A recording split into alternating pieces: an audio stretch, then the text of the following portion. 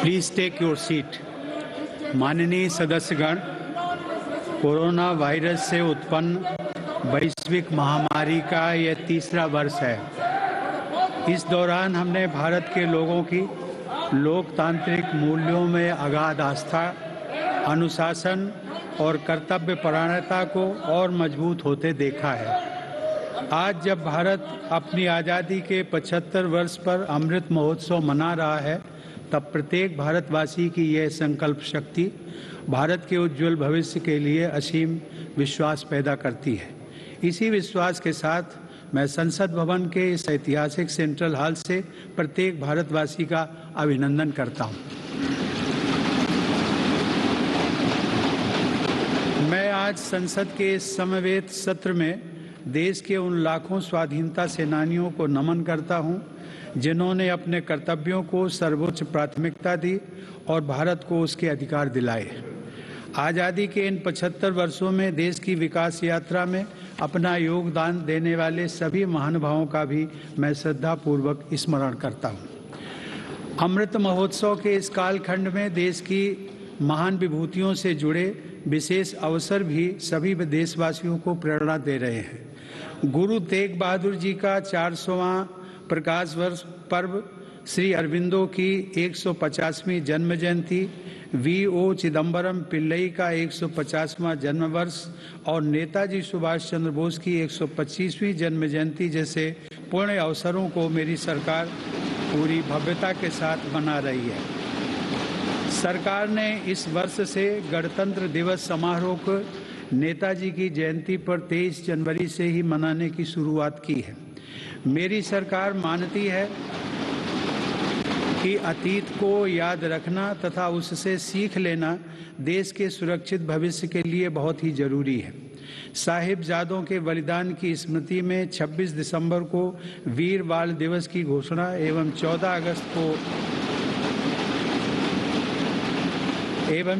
अगस्त को विभाजन विभीषिका स्मृति दिवस इसी सोच का परिचायक है। सरकार ने भगवान बिरसा मुंडा को श्रद्धांजलि स्वरूप उनके जन्म दिवस 15 नवंबर को जनजातीय गौरव दिवस के रूप में मनाने का भी निर्णय लिया। माननीय सदस्यगण, आज़ादी का अमृत महोत्सव हम सभी भारतीयों के लिए अगले 25 वर्षों के संकल्पों को आकार देने का पवित्र अवसर है। मेरी सरकार सबका साथ, सबका विकास, सबका विश्वास और सबका प्रयास के मंत्र पर चलते हुए अगले 25 वर्षों के लिए मजबूत बुनियाद पर तेजी से काम कर रही है। इस बुनियाद का सबसे महत्वपूर्ण संकल्प एक सर्वसमावेशी, सर्वहितकारी, सशक्त भारत का निर्माण और देश की आत्मनिर्भरता है। कोरोना के इस कठिन समय की चुनौतियों ने देशवासियों को अपने लक्ष्यों को जल्द से जल्द प्राप्त करने के लिए प्रेरित किया है। माननीय सदस्यगण, कोरोना महामारी ने पूरी दुनिया को प्रभावित किया है और भारत में भी हमारे बहुत से अपनों को हमसे छीना है। इन परिस्थितियों में केंद्र से लेकर राज्यों तक हमारी सभी सरकारों, स्थानीय शासन और प्रशासन, हमारे डॉक्टर्स, नर्सेज और हेल्थ वर्कर्स, हमारे वैज्ञानिकों और उद्यमियों सभी ने एक टीम के रूप में काम किया है। सरकार और नागरिकों के बीच यह परस्पर विश्वास, समन्वय और सहयोग लोकतंत्र की ताकत का अभूतपूर्व उदाहरण है। इसके लिए मैं देश के प्रत्येक हेल्थ और फ्रंट लाइन वर्कर का, हर देशवासी का अभिनंदन करता हूं। कोविड-19 के खिलाफ इस लड़ाई में भारत के सामर्थ्य का प्रमाण कोविड वैक्सीनेशन प्रोग्राम में नजर आया है। हमने 1 साल से भी कम समय में 150 करोड़ से भी ज्यादा वैक्सीन डोज लगाने का रिकॉर्ड पार किया है।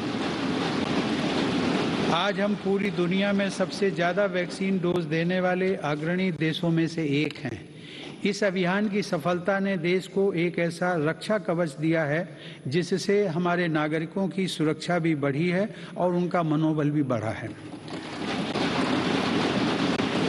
आज देश में 90% से अधिक वयस्क नागरिकों को टीके की 1 डोज मिल चुकी है, जबकि 70% से अधिक लोग दोनों डोज ले चुके हैं।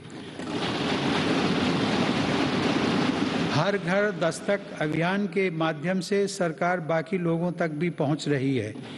इसी माह वैक्सीनेशन प्रोग्राम में 15 से 18 वर्ष तक के किशोर किशोरियों को भी शामिल किया गया है। साथ ही फ्रंटलाइन वर्कर्स और बीमारियों से ग्रस्त वरिष्ठ नागरिकों के लिए प्रिकॉशनरी डोज की भी शुरुआत की गई है। अब तक देश में कुल 8 वैक्सीन्स को इमरजेंसी यूज के लिए स्वीकृत मिल चुकी है। भारत में बन रही 3 वैक्सीन्स को विश्व स्वास्थ्य संगठन की तरफ से आपात स्थिति में उपयोग की मंजूरी भी मिली है। भारत में बन रही ये वैक्सीन्स पूरी दुनिया को महामारी से मुक्त कराने और करोड़ों लोगों का जीवन बचाने में अहम भूमिका निभा रही है। माननीय सदस्यगण, कोरोना महामारी से निपटने के लिए हमारे देश के प्रयास केवल तात्कालिक चुनौतियों तक सीमित नहीं हैं। इसीलिए मेरी सरकार ऐसे दूरदर्शी समाधान तैयार कर रही है जो भविष्य के लिए भी प्रभावी और उपयोगी रहें। सरकार द्वारा 64,000 करोड़ रुपए की लागत से शुरू किया गया प्रधानमंत्री Ayushman Bharat health infrastructure mission इसका एक सराहनीय उदाहरण है।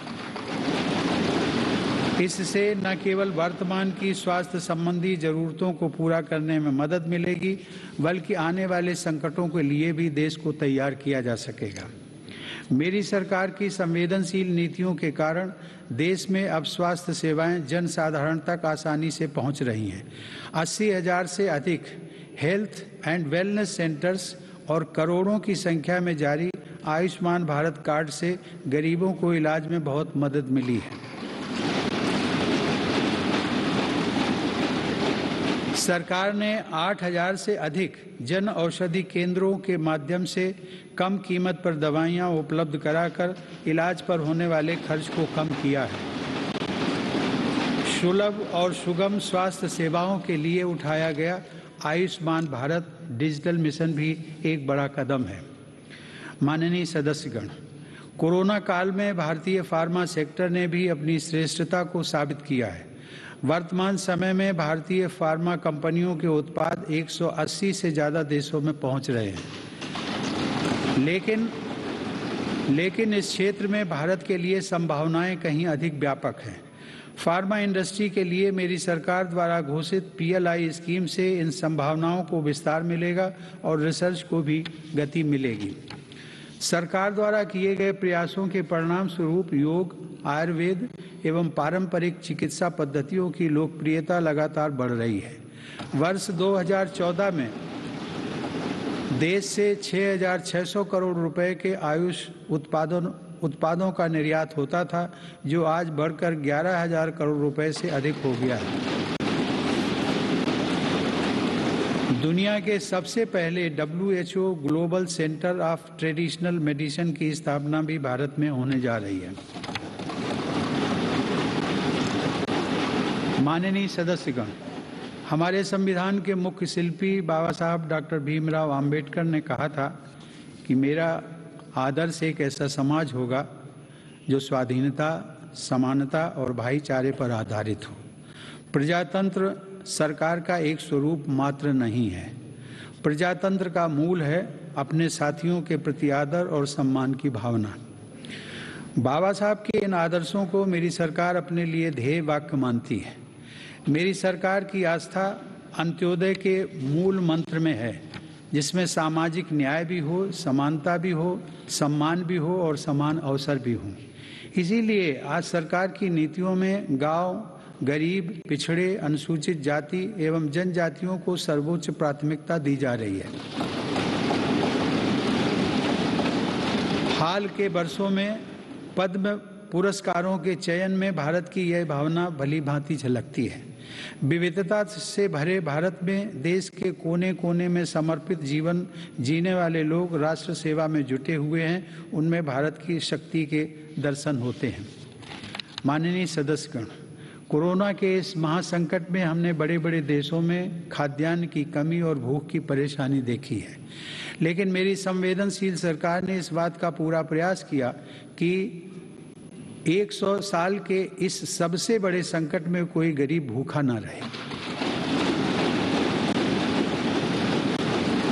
प्रधानमंत्री गरीब कल्याण अन्न योजना के अंतर्गत मेरी सरकार सभी गरीबों को हर महीने मुफ्त राशन दे रही है।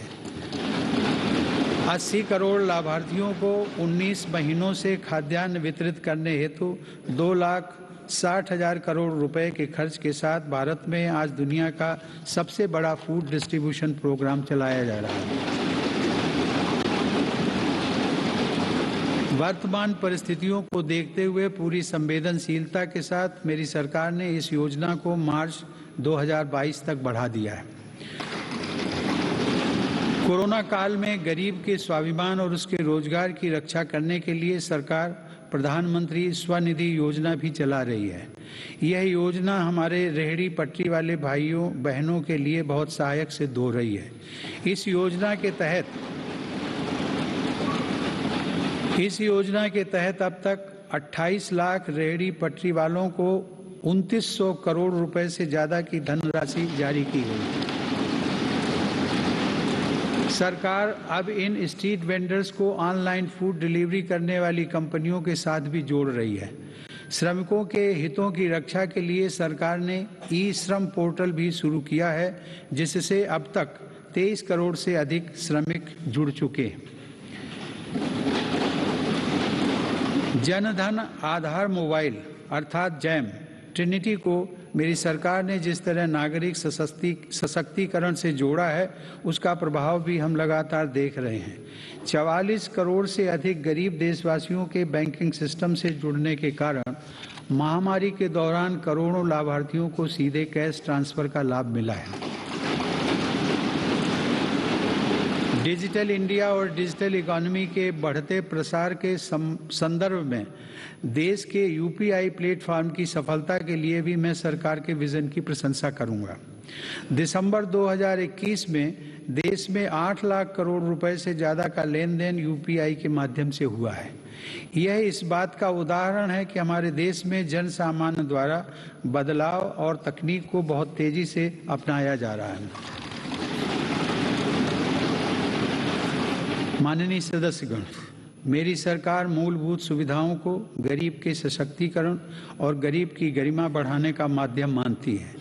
पिछले वर्षों के अनवरत प्रयासों से प्रधानमंत्री आवास योजना में अब तक 2 करोड़ से अधिक पक्के घर गरीबों को मिल चुके हैं। प्रधानमंत्री आवास योजना ग्रामीण के तहत गत 3 वर्षों में करीब 1.5 लाख करोड़ रुपए की लागत से 1 करोड़ 17 लाख घर स्वीकृत किए गए हैं। हर घर जल पहुंचाने के उद्देश्य से शुरू किए गए जल जीवन मिशन ने लोगों के जीवन में बड़ा बदलाव लाना शुरू कर दिया है। महामारी की बाधाओं के बावजूद करीब 6 करोड़ ग्रामीण घरों को पेयजल के कनेक्शन से जोड़ा गया है। इसका बहुत बड़ा लाभ हमारे गांव की महिलाओं, बहनों, बेटियों को हुआ है। ग्रामीण क्षेत्रों में लोगों को उनकी संपत्ति के दस्तावेज देने के लिए शुरू की गई स्वामित्व योजना भी एक असाधारण प्रयास है।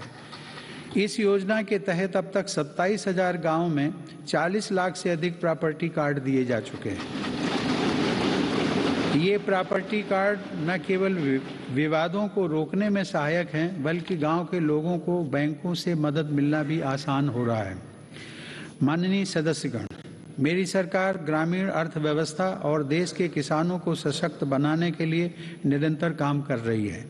वैश्विक महामारी के बावजूद साल 2020-21 में हमारे किसानों ने 30 करोड़ टन से अधिक खाद्यान्न और 33 करोड़ टन से अधिक बागवानी उत्पादों की पैदावार की। सरकार ने रिकॉर्ड उत्पादन को ध्यान में रखते हुए रिकॉर्ड सरकारी खरीद की है। रबी की फसल के दौरान 433 लाख मीट्रिक टन गेहूं की खरीद की गई, जिससे लगभग 50 लाख किसानों को सीधा फायदा पहुंचा है। खरीफ की फसल के दौरान रिकॉर्ड लगभग 900 लाख मीट्रिक टन धान की खरीद की गई, जिससे 1 करोड़ 30 लाख किसान लाभान्वित हुए। सरकार के प्रयासों से देश का कृषि निर्यात भी रिकॉर्ड स्तर पर बढ़ा है। वर्ष 2020-21 में कृषि निर्यात में 25% से अधिक की वृद्धि दर्ज की गई। यह निर्यात लगभग 3 लाख करोड़ रुपए पहुंच गया है। हॉर्टिकल्चर और शहद उत्पादन भी किसानों के लिए आमदनी के नए स्रोतों और बाजार तक उनकी बढ़ती पहुंच के महत्वपूर्ण माध्यम हैं। शहद उत्पादन को प्रोत्साहन देने से वर्ष 2020-21 में देश का शहद उत्पादन 1,25,000 मीट्रिक टन तक पहुंच गया है, जो कि 2014-15 की तुलना में करीब 55% ज़्यादा है। 2014-15 की तुलना में शहद की निर्यात मात्रा में भी 102% से ज़्यादा की वृद्धि दर्ज की गई है। किसानों को उनकी फसल के अधिक दाम मिले, इसके लिए उनके उत्पादों का सही बाजार तक पहुंचना जरूरी होता है। इस दिशा में सरकार ने किसान रेल सेवा शुरू करते हुए किसानों के लिए खुशहाली के नए रास्ते खोलने का काम किया है। कोरोना काल में भारतीय रेल ने सब्जियों, फलों तथा दूध जैसी जल्दी खराब होने वाली खाद्य सामग्री के परिवहन के लिए 150 से अधिक मार्गों पर 1900 से ज़्यादा किसान रेल चलाई और करीब 6 लाख मीट्रिक टन कृषि उत्पादों की ढुलाई की। यह इस बात का उदाहरण है कि अगर सोच नई हो तो पुराने संसाधनों से भी नए रास्ते बनाए जा सकते हैं। माननीय सदस्यगण, कृषि क्षेत्र में देश की सतत सफलता और बढ़ते सामर्थ्य का सबसे बड़ा श्रेय मैं देश के छोटे किसानों को देना चाहता हूँ। देश के 80% किसान छोटे किसान ही हैं, जिनके हितों को मेरी सरकार ने हमेशा केंद्र में रखा है। प्रधानमंत्री किसान सम्मान निधि के माध्यम से 11 करोड़ से अधिक किसान परिवारों को 1,80,000 करोड़ रुपए दिए गए। इस निवेश से कृषि क्षेत्र में आज बड़े बदलाव दिखाई दे रहे हैं। फसल बीमा योजना में नए बदलावों का लाभ भी देश के छोटे किसानों को हुआ है। इन बदलावों के बाद से अब तक 8 करोड़ से अधिक किसानों को मुआवजा के तौर पर 1 लाख करोड़ रुपए से ज़्यादा की राशि दी जा चुकी है। खेतों के नज़दीक जरूरी इंफ्रास्ट्रक्चर को विकसित करने के लिए भी मेरी सरकार अभूतपूर्व स्तर पर निवेश कर रही है। 1 लाख करोड़ रुपए के कृषि इंफ्रास्ट्रक्चर फंड के अंतर्गत हजारों परियोजनाओं को मंजूरी दी गई है। मेरी सरकार ने खाद्य तेल में आत्मनिर्भरता को ध्यान में रखते हुए 11,000 करोड़ रुपए की लागत से national mission on edible oils oil palm की शुरुआत भी की है। सरकार ऑर्गेनिक खेती, प्राकृतिक खेती और क्रॉप डाइवर्सिफिकेशन जैसे विशेष प्रयास भी कर रही है। यह आप सभी की जानकारी में है कि संयुक्त राष्ट्र ने वर्ष 2023 को इंटरनेशनल ईयर ऑफ मिलेट्स के रूप में घोषित किया है। मेरी सरकार इंटरनेशनल ईयर ऑफ मिलेट्स को देश के किसानों, self help groups, FPOs, food industry और जन सामान्य के साथ मिलकर व्यापक स्तर पर मनाएगी। मेरी सरकार वर्षा जल संरक्षण के लिए भी गंभीरता से काम कर रही है।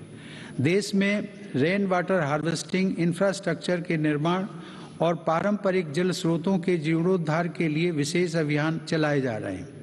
प्रधानमंत्री कृषि सिंचाई योजना के तहत विभिन्न परियोजनाओं और अटल भू जल योजना की मदद से देश में 64 लाख हेक्टेयर सिंचाई क्षमता विकसित की गई है। नदियों को आपस में जोड़ने की योजनाओं पर भी सरकार ने काम आगे बढ़ाया है। हाल ही में 45,000 करोड़ रुपए की लागत से पूरी होने वाली केन बेतवा लिंक परियोजना को भी स्वीकृति दी गई है। यह परियोजना बुंदेलखंड में पानी की चुनौतियों को समाप्त करने में सहायक होगी। माननीय सदस्यगण, ग्रामीण अर्थव्यवस्था को गति देने में महिलाओं की भूमिका अधिक विस्तृत होती जा रही है। 2021-22 में 28 लाख सेल्फ हेल्प ग्रुप्स को बैंकों की तरफ से 65,000 करोड़ रुपए की मदद दी गई है। यह राशि 2014-15 की तुलना में 4 गुना अधिक है। सरकार ने हजारों महिला सेल्फ हेल्प ग्रुप्स के सदस्यों को ट्रेनिंग देकर उन्हें बैंकिंग सखी के रूप में भागीदार भी बनाया है। ये महिलाएं ग्रामीण क्षेत्रों में बैंकिंग सेवाओं को घर घर तक पहुंचाने का माध्यम बन रही हैं। महिला सशक्तिकरण मेरी सरकार की उच्च प्राथमिकताओं में से एक है। उज्ज्वला योजना की सफलता के हम सभी साक्षी हैं। मुद्रा योजना के माध्यम से हमारे देश की माताओं बहनों की उद्यमिता और कौशल को बढ़ावा मिला है। बेटी बचाओ बेटी पढ़ाओ पहल से अनेक सकारात्मक परिणाम सामने आए हैं और स्कूलों में प्रवेश लेने वाली बेटियों की संख्या में उत्साहजनक वृद्धि हुई है। बेटे बेटी को समानता का दर्जा देते हुए मेरी सरकार ने महिलाओं के विवाह के लिए न्यूनतम आय को 18 वर्ष से बढ़ाकर पुरुषों के समान 21 वर्ष करने का विधेयक भी संसद में प्रस्तुत किया है।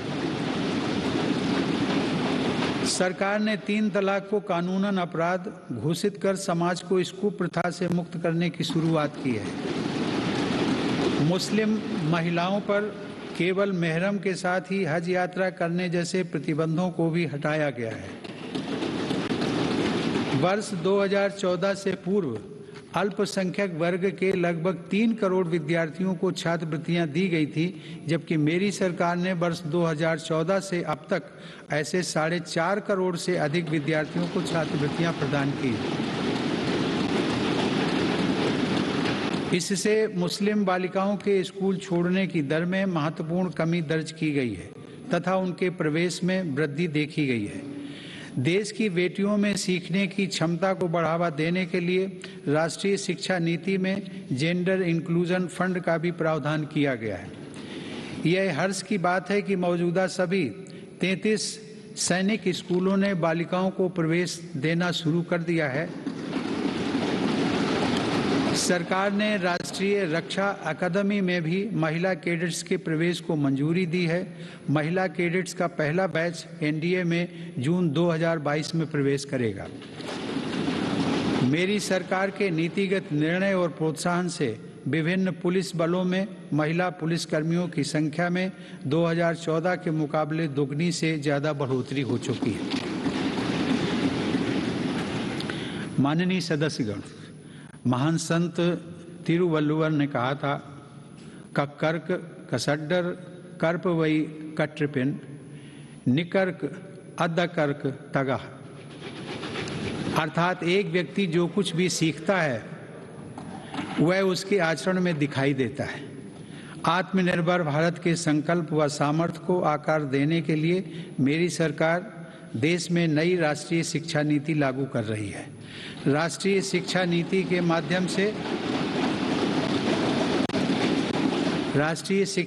के माध्यम से स्थानीय भाषाओं को भी प्रोत्साहित किया जा रहा है।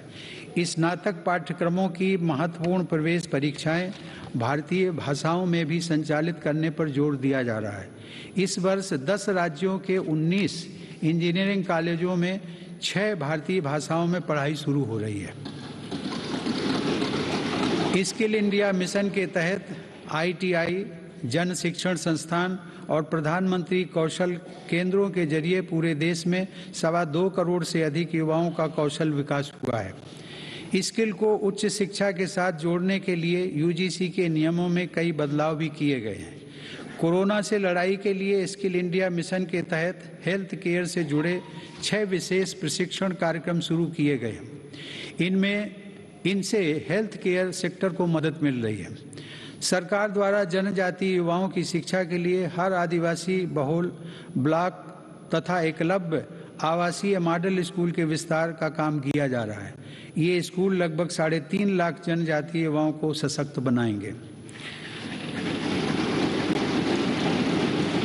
माननीय सदस्यगण, टोक्यो ओलंपिक के दौरान हम सभी ने भारत की युवा शक्ति की क्षमताओं को देखा है। इस अंतर्राष्ट्रीय प्रतिस्पर्धा में अब तक का बेहतरीन प्रदर्शन करते हुए भारत ने 7 मेडल जीते। टोक्यो पैरा ओलंपिक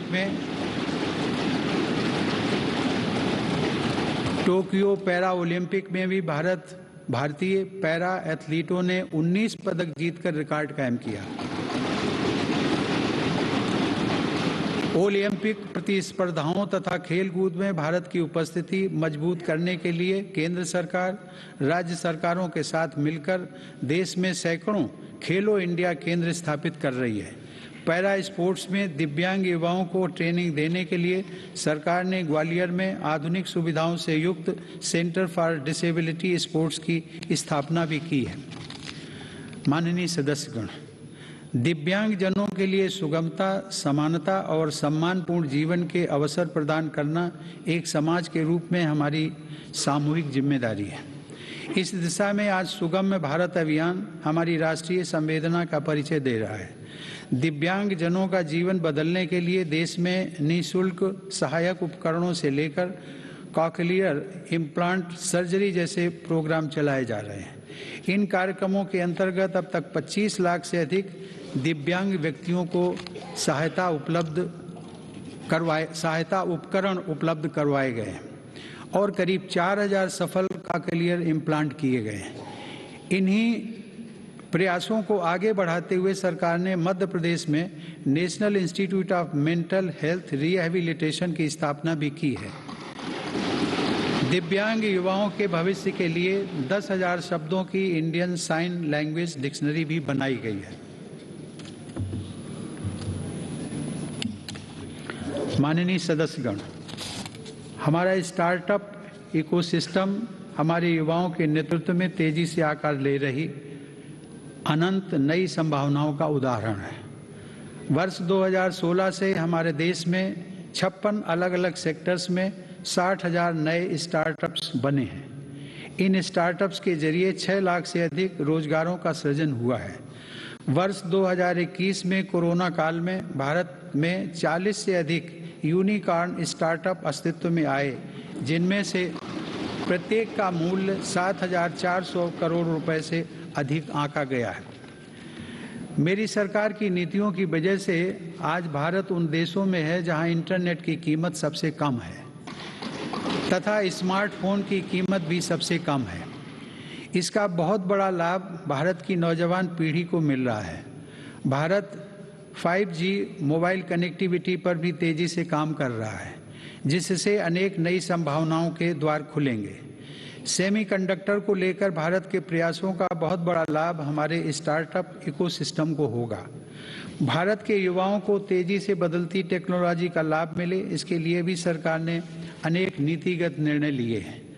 कई नए सेक्टरों में प्रवेश के द्वार खोले। सरकार ने startups intellectual property protection programme के माध्यम से पेटेंट और ट्रेडमार्क से जुड़ी प्रक्रियाओं को आसान बनाया है, उन्हें नई गति दी है। इसी का परिणाम है कि इस वित्त वर्ष में पेटेंट के लिए लगभग 6,000 और ट्रेडमार्क के लिए 20,000 से ज़्यादा आवेदन किए गए हैं। माननीय सदस्यगण, मेरी सरकार के निरंतर प्रयासों से भारत एक बार फिर विश्व की सर्वाधिक तेजी से विकसित हो रही अर्थव्यवस्थाओं में से एक बन गया है।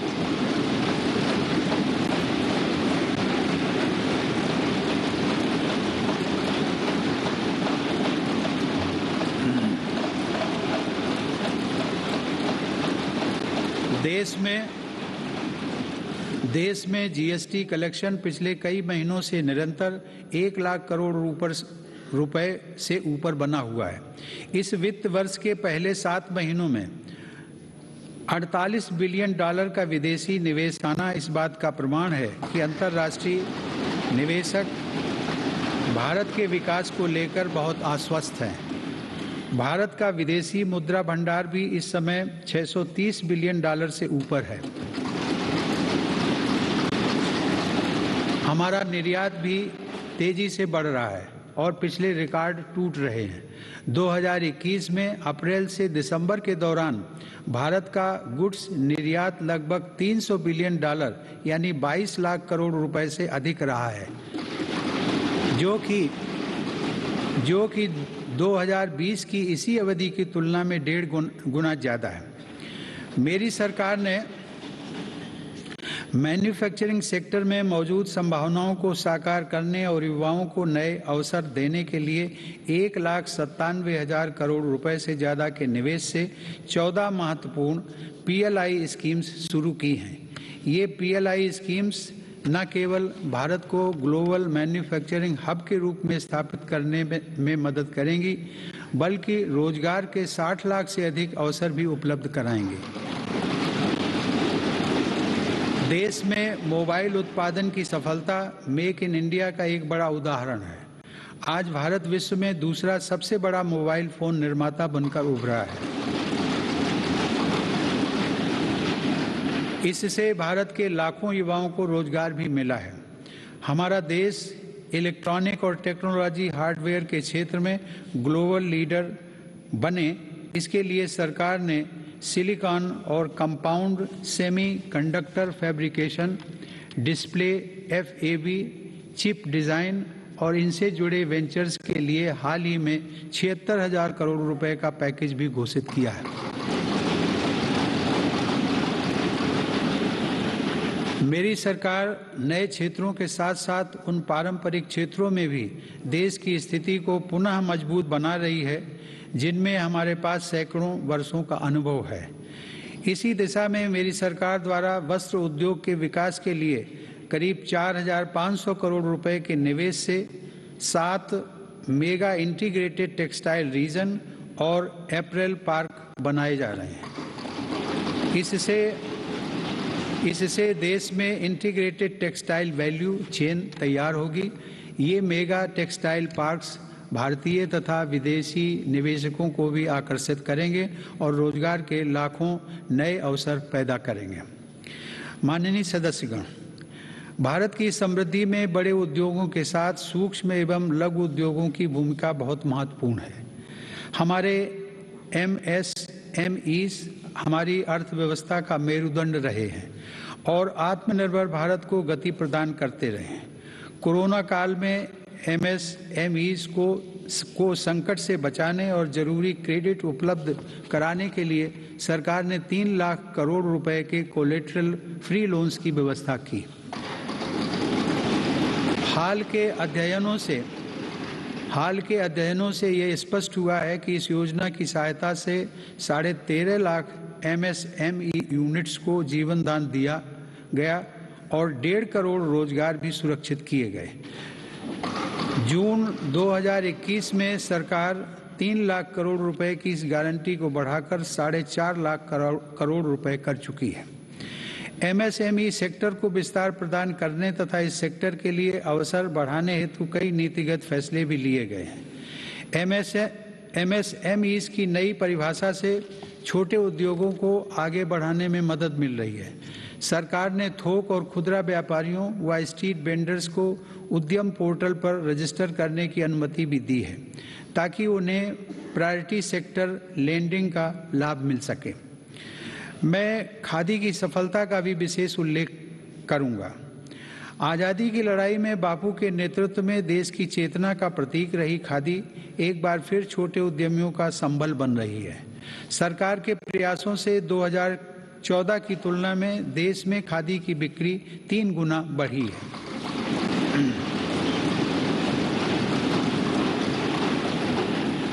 माननीय सदस्यगण, किसी भी देश के विकास का आधार वहाँ का इंफ्रास्ट्रक्चर होता है। मेरी सरकार की दृष्टि में इंफ्रास्ट्रक्चर सामाजिक असमानता को पाटने वाला सेतु भी है। इंफ्रास्ट्रक्चर पर होने वाले निवेश से न केवल लाखों नए रोजगार पैदा होते हैं बल्कि इसका एक गुणात्मक प्रभाव भी होता है। इससे व्यापार करना सुगम होता है, परिवहन की गति बढ़ती है और हर सेक्टर में आर्थिक गतिविधियों में वृद्धि होती है। मेरी सरकार ने इंफ्रास्ट्रक्चर विकास के कार्यों को और अधिक गति प्रदान करने के लिए अलग अलग मंत्रालयों के कामकाज को प्रधानमंत्री गति शक्ति राष्ट्रीय मास्टर प्लान के रूप में एक साथ जोड़ा है। यह प्लान भारत में मल्टी मॉडल ट्रांसपोर्ट के एक नए युग का प्रारंभ करने जा रहा है। भविष्य के भारत में रेलवेज, हाईवेज और एयरवेज अलग अलग और अलग थलग इंफ्रास्ट्रक्चर नहीं होंगे बल्कि एक देश के एकजुट संसाधन के तौर पर काम करेंगे। ग्रामीण क्षेत्रों में सड़कों, संसाधनों और इंफ्रास्ट्रक्चर के निर्माण से देश की उन संभावनाओं को उड़ान मिल रही है जो दशकों से उपेक्षित पड़ी थी।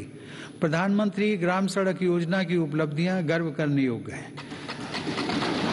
वर्ष 2020-21 में ग्रामीण इलाकों में 100 किलोमीटर प्रतिदिन से अधिक की रफ्तार से 36,500 किलोमीटर सड़कें बनाई गई हैं और हजारों रिहायशी क्षेत्रों को ऑल वेदर रोड कनेक्टिविटी से जोड़ा गया है। आज देश के नेशनल हाईवेज भी पूरब से पश्चिम और उत्तर से दक्षिण पूरे देश को एक साथ जोड़ रहे हैं। मार्च 2014 में हमारे देश में राष्ट्रीय राजमार्गों की कुल लंबाई 90,000 किलोमीटर थी, जबकि आज उनकी लंबाई बढ़कर 1,40,000 किलोमीटर से अधिक हो गई है।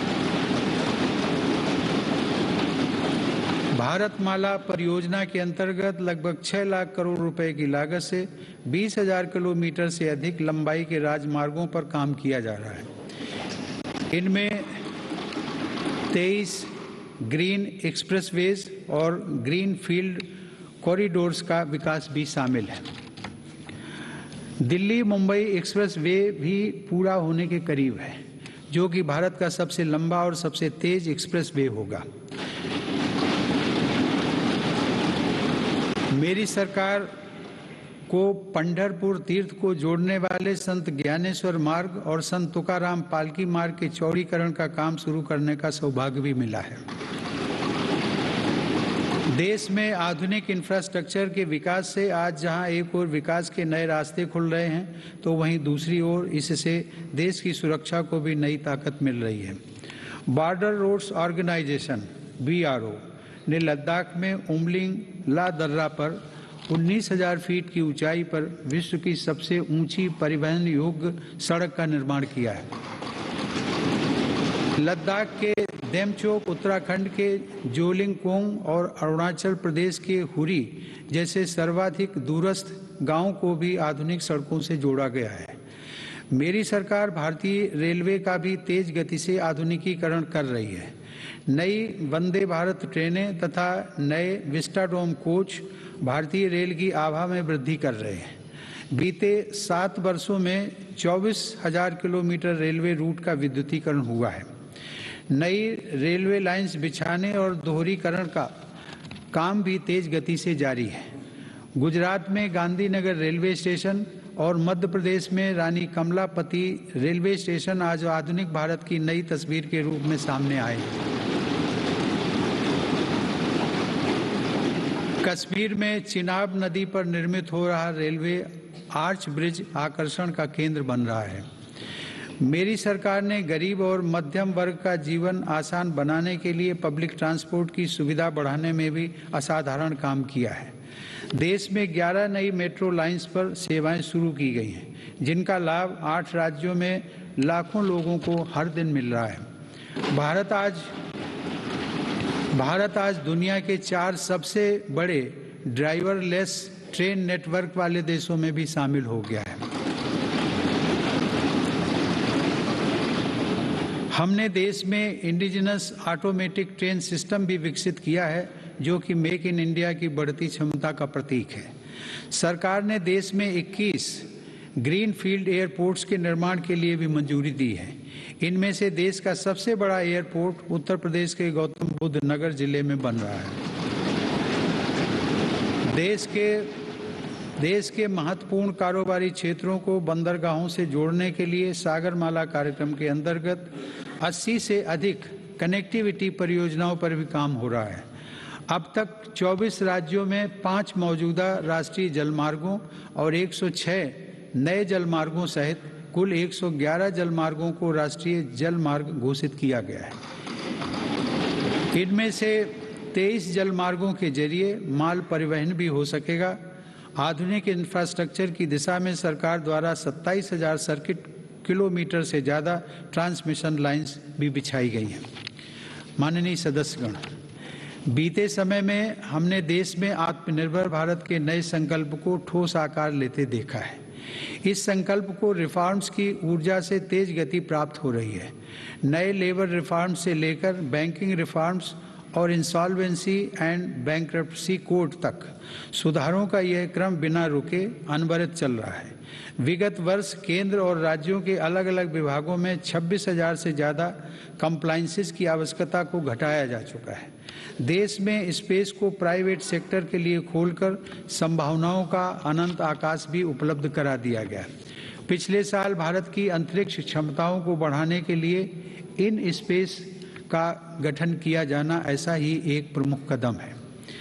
तेजी से विकसित हो रही ड्रोन टेक्नोलॉजी और इससे जुड़ी संभावनाओं को लेकर भी मेरी सरकार सजग और सक्रिय है।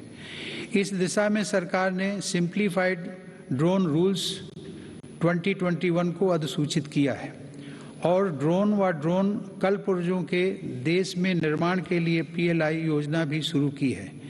इससे देश को भविष्य की इस महत्वपूर्ण टेक्नोलॉजी में अपनी स्थिति को मजबूत बनाने में मदद मिलेगी। माननीय सदस्यगण, मेरी सरकार देश की सुरक्षा के लिए दृढ़ संकल्पित होकर काम कर रही है। सरकार की नीतियों की वजह से डिफेंस सेक्टर में, विशेषकर रक्षा उत्पादन में देश की आत्मनिर्भरता लगातार बढ़ रही है। वर्ष 2020-21 में सैन्य बलों के आधुनिकीकरण के लिए जो भी स्वीकृतियां प्रदान की गईं, उनमें 87% उत्पादों में मेक इन इंडिया को प्राथमिकता दी गई।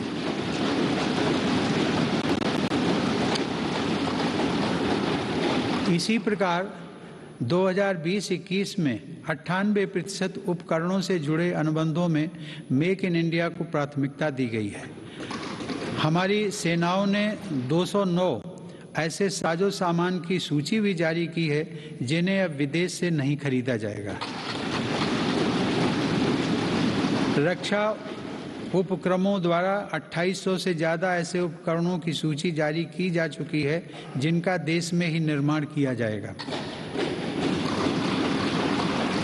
हिंदुस्तान एरोनॉटिक्स लिमिटेड के साथ 83 LCA तेजस फाइटर एयरक्राफ्ट के निर्माण हेतु अनुबंध किए गए हैं। सरकार ने ऑर्डिनेंस फैक्ट्रियों को 7 डिफेंस PSUs का रूप देने के लिए महत्वपूर्ण कदम उठाए हैं। इसके अलावा रक्षा क्षेत्र में प्राइवेट सेक्टर और स्टार्टअप्स को तेजी से बढ़ावा देने के लिए भी सरकार प्रतिबद्ध है। हमारा लक्ष्य है कि हमारी सेनाओं की जरूरत का सामान भारत में विकसित हो तथा भारत में ही निर्मित हो। माननीय सदस्यगण, तेजी से उभरते वैश्विक परिवेश में भारत ने अपने राजनयिक संबंधों को बेहतर बनाते हुए अपनी स्थिति को मजबूत किया है। अगस्त 2021 में भारत ने संयुक्त राष्ट्र सुरक्षा परिषद की अध्यक्षता की और इस दौरान कई अभूतपूर्व निर्णय लिए गए। भारत की अध्यक्षता में ही सुरक्षा परिषद ने पहली बार समुद्री सुरक्षा के विषय पर अपने एजेंडा आइटम के अंतर्गत समग्र रूप से विचार विमर्श किया। संयुक्त राष्ट्र सुरक्षा परिषद ने इस विषय पर पहली बार एक प्रेसिडेंशियल स्टेटमेंट को सर्वसम्मति से अडॉप्ट भी किया। हमने अपने पड़ोसी देश अफगानिस्तान में अस्थिरता और नाजुक हालात को भी देखा है। भारत ने इन परिस्थितियों में मानवता को सर्वोपरि रखते हुए ऑपरेशन देवी शक्ति को संचालित किया। हमने अनेक चुनौतियों के बावजूद हमारे कई नागरिकों और कई अफगान हिंदू, सिख अल्पसंख्यकों को काबुल से सफलतापूर्वक एयरलिफ्ट किया। हम उन कठिन हालात के बीच से पवित्र गुरु ग्रंथ साहिब के 2 स्वरूपों को भी सुरक्षित भारत लेकर आए। मानवता की दृष्टि से भारत अफगानिस्तान में मेडिकल सप्लाई और अनाज पहुंचाने में भी मदद कर रहा है। माननीय सदस्यगण, वर्तमान समय में जलवायु परिवर्तन पूरे विश्व के सामने बड़ी चुनौती है। भारत इस विषय पर एक जिम्मेदार वैश्विक आवाज बनकर उभरा है। COP26 शिखर सम्मेलन में मेरी सरकार ने घोषणा की है कि वर्ष 2030 तक भारत अपने कार्बन उत्सर्जन को 1 बिलियन टन से घटा देगा। भारत ने साल 2070 तक नेट जीरो उत्सर्जन वाली अर्थव्यवस्था का लक्ष्य भी रखा है। भारत ने विश्व समुदाय को साथ लेकर green grid initiative one sun one world one grid की पहल भी की है। यह global interconnected solar power grid का पहला अंतर्राष्ट्रीय नेटवर्क बन रहा है। पर्यावरण को लेकर हमारे बड़े लक्ष्य और साहसिक संकल्प प्रकृति के प्रति हमारी संवेदनशीलता को दर्शाते हैं। माननीय सदस्यगण, मेरी सरकार भारत की प्राचीन विरासत को संरक्षित, समृद्ध और सशक्त करना अपना दायित्व समझती है। यह गौरव की बात है कि धौलावीरा की हड़प्पा साइट और तेलंगाना स्थित 13वीं शताब्दी के काकतीय रुद्रेश्वर रामप्पा मंदिर को यूनेस्को विश्व धरोहर स्थल घोषित किया गया। प्रयागराज कुंभ मेले के बाद यूनेस्को की अमूर्त सांस्कृतिक विरासत सूची में कोलकाता की प्रतिष्ठित दुर्गा पूजा को भी शामिल किया गया। सरकार की यह भी प्राथमिकता रही है कि भारत की अमूल्य धरोहरों को देश में वापस लाया जाए। 100 वर्ष पूर्व भारत से चोरी हुई मां अन्नपूर्णा देवी की मूर्ति को वापस लाकर काशी विश्वनाथ मंदिर में स्थापित किया गया।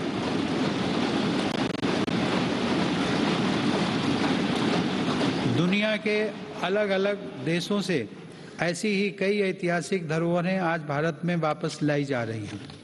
हम सब जानते हैं कि विरासत और पर्यटन का एक दूसरे से गहरा नाता है। इसीलिए आज एक और भारत की आध्यात्मिक विरासत को फिर से जीवंत किया जा रहा है, तो साथ ही तीर्थयात्रियों और पर्यटकों के लिए आधुनिक सुविधाएं और इंफ्रास्ट्रक्चर का विकास भी हो रहा है। मेरी सरकार की स्वदेश दर्शन एवं प्रसाद योजनाएं इसमें बड़ी भूमिका निभा रही हैं। गोवा के 60वें मुक्ति दिवस के अवसर पर फोर्ट अगुआडा जेल परिसर में स्मारक का जीर्णोद्धार करके उसका उद्घाटन किया गया है। यह गोवा मुक्ति संग्राम के सेनानियों के अविस्मरणीय संघर्षों का स्मारक है। माननीय सदस्यगण, आज़ादी के अमृतकाल में एक भारत श्रेष्ठ भारत के हमारे संकल्प के आधार पर आज लोकतांत्रिक मूल्यों के साथ विकास के नए अध्याय लिखे जा रहे हैं। जो राज्य और क्षेत्र उपेक्षित छूट गए थे, आज देश उनके लिए विशेष प्रयास कर रहा है। जम्मू कश्मीर और लद्दाख क्षेत्र में विकास के नए युग का आरंभ इसका एक बड़ा उदाहरण है। मेरी सरकार ने जम्मू कश्मीर के औद्योगिक विकास के लिए लगभग 28,000 करोड़ रुपए की लागत से नई सेंट्रल सेक्टर स्कीम शुरू की है। पिछले वर्ष काजीगुंड वनिहाल सुरंग को भी यातायात के लिए खोल दिया गया है। श्रीनगर से शारजाह तक की अंतर्राष्ट्रीय उड़ानें भी शुरू हो गई हैं। जम्मू कश्मीर के लोगों को शिक्षा, स्वास्थ्य और रोजगार के बेहतर अवसर प्रदान करने के लिए अनेक महत्वपूर्ण कदम उठाए गए हैं। इस समय वहां 7 मेडिकल कॉलेजों के अलावा 2 एम्स का कार्य प्रगति पर है, जिनमें से एक एम्स जम्मू में और एक कश्मीर में है। IIT जम्मू और IIM जम्मू का निर्माण कार्य भी तेजी से चल रहा है। लद्दाख संघ राज्य क्षेत्र में इंफ्रास्ट्रक्चर और आर्थिक विकास को तेजी से आगे बढ़ाने के लिए सिंधु इंफ्रास्ट्रक्चर डेवलपमेंट कॉरपोरेशन की स्थापना की गई है।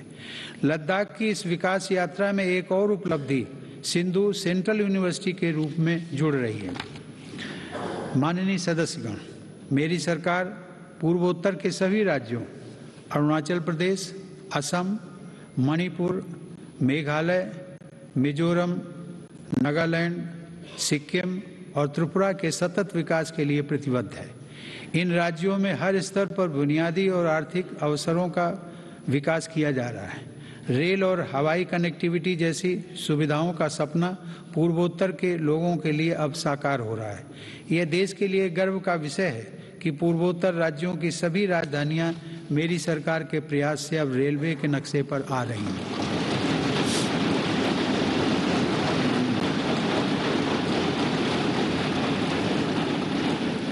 ईटानगर के होलोंगी में एक नए एयरपोर्ट की स्थापना की जा रही है।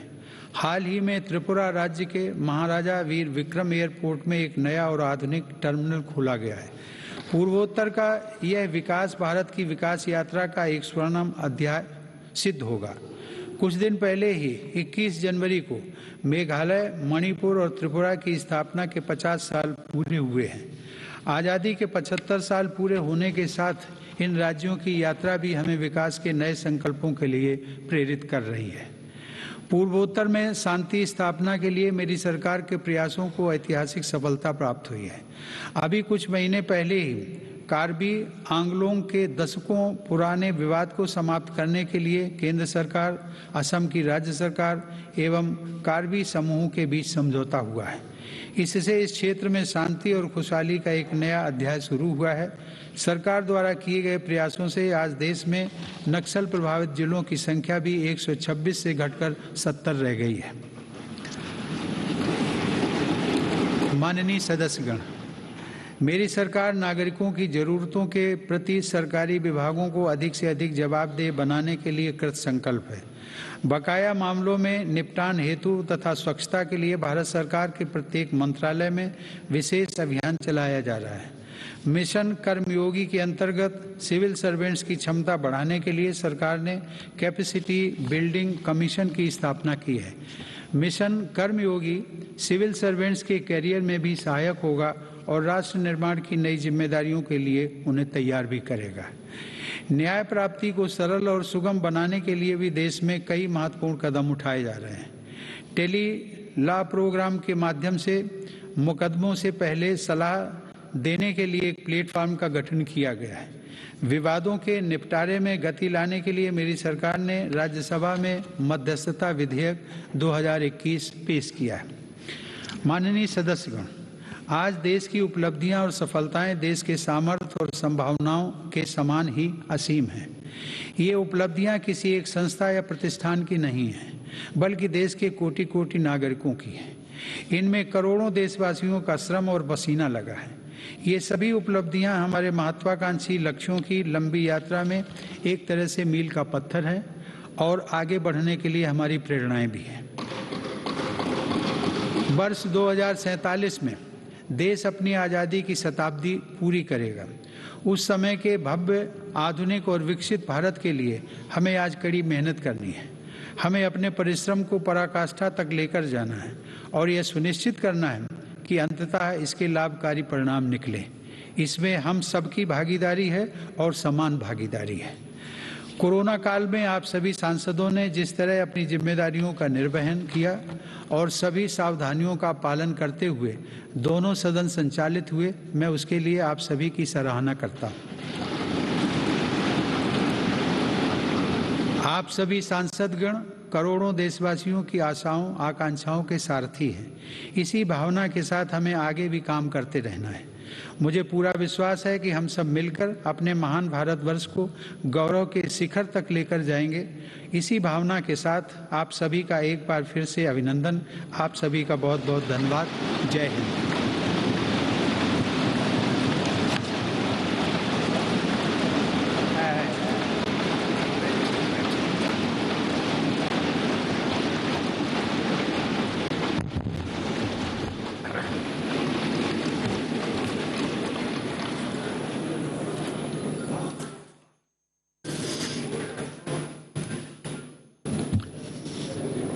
Honorable President Sri Ramnath Kovind ji, Honorable Prime Minister Sri Narendra Bhai Modi ji, Honorable Speaker Sri Om Birla ji, Honorable Members, Namaste. I wish to read a few paragraphs from the English version of the President's address to both the House of Parliament assembled together today, and the rest may be considered as read. Honorable members, we are in the third year of the pandemic caused by the coronavirus. In these years, people of India have displayed profound faith in the democratic values, discipline, and sense of responsibility. At a time when India is celebrating the Amrita Mahotsav on the occasion of 75th year of its independence, this willpower of every Indian creates immense confidence for India's bright future. With this confidence, I extend my greetings to every Indian from this historic Central Hall of the Parliament. Addressing both the House of Parliament assembled together today, I salute lakhs of freedom fighters who gave highest priority to their duties and secured the rights of India. I also salute all the great personalities for their contribution. Yes.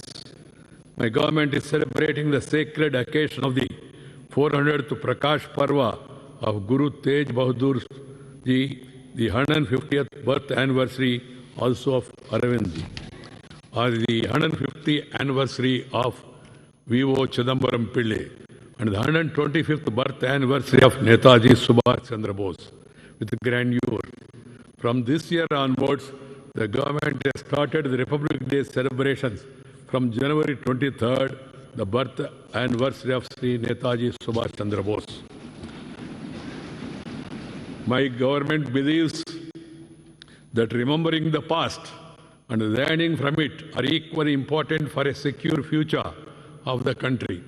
Observance of Veer Bal Divas on the 26th December in the memory of sacrifice of Sahibjadas and Vibhajan Vishaka Smriti Divas on 14th August is a reflection of this thinking. The government also have decided to celebrate the birth anniversary of Bhagwan Birsa Munda on 15th November as Janajatiya Gaurava Divas. As a tribute to him, honorable members, Azadi Ka Amrita Mahotsav is a sacred occasion for all the Indians to give concrete shape to the resolutions for the next 25 years. My government is moving fast on building a strong foundation for the next 25 years, following the mantra of Sabka Saath, Sabka Vikas, Sabka Viswas, or Sabka Prayas. The most important resolution related to this foundation is this creation of India, which includes all benefits of all, which is strong and self-reliant. The challenging period of Corona has inspired us to achieve our goals of the fastest possible pace.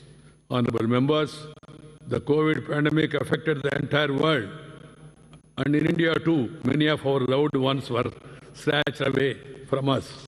In these circumstances, the central government, the state governments, the local governments, and the administration, our doctors, nurses, and health workers, our scientists and entrepreneurs have worked as a team.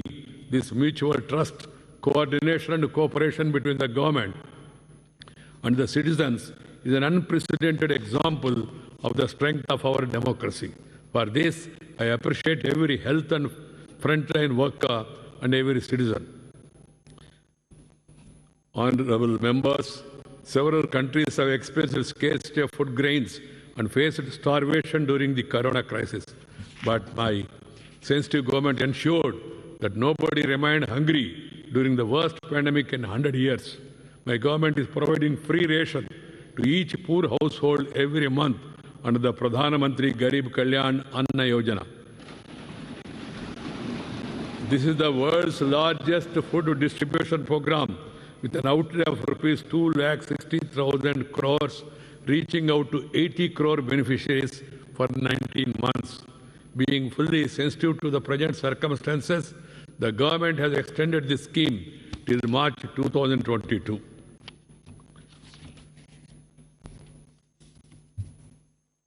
More than 2 crore Pakka houses have been provided to the poor under the Pradhana Mantri Awas Yojana as a result of the efforts made in the last few years. Under the Pradhana Mantri Awas Yojana, Grameen, 1 crore 17 lakh houses have been approved at a cost of about rupees 1.5 lakh crores in the last 3 years. Launched with the aim of Har Ghar Jal, the Jal Jeevan mission has brought about a huge difference in the lives of the people. Nearly 6 crore rural households have been provided tap water connection despite the constraints imposed by the pandemic. It has been a huge benefit for the women, sisters and daughters in our villages. My government is working continuously to empower farmers and the rural economy of the country. Despite the pandemic, our farmers produced more than 30 crore tons of food grains and 33 crore tons of horticulture produce in 2021. The government made record procurement to match the record production. The government procured 433 lakh metric tons of wheat during the Rabi season, benefiting about 50 lakh farmers. A record quantity of about 900 lakh metric tons of paddy was procured during the Kharif season, benefiting 1 crore 30 lakh farmers. Honorable members, the great Saint Thiruvalluvar has said, Karka Kasadu Ara, Karpavai Katrapin, Nirka Atarkutaga. That is what a person has learned, is reflected in his conduct. My government is implementing a new national education policy across the country to give shape to the resolve and potential of Atmanirbhar Bharat. Local languages, Indian language, are also being promoted through the national education policy. Emphasis is being laid on conducting important entrance examinations for undergraduate courses in Indian languages as well. This year, 19 engineering colleges in 10 states will start teaching in 6 Indian languages. Honorable members, we have all witnessed the potential of India's youth power during the Tokyo Olympics. In its best performance ever in this international competition, India won 7 medals. In the Tokyo Paralympics, 2 Indian para-athletes set a record of winning 19 medals. In order to improve India's performance in the Olympics and sports, the central government along with the state government is setting up hundreds of Khelo India centers in the country. The government has also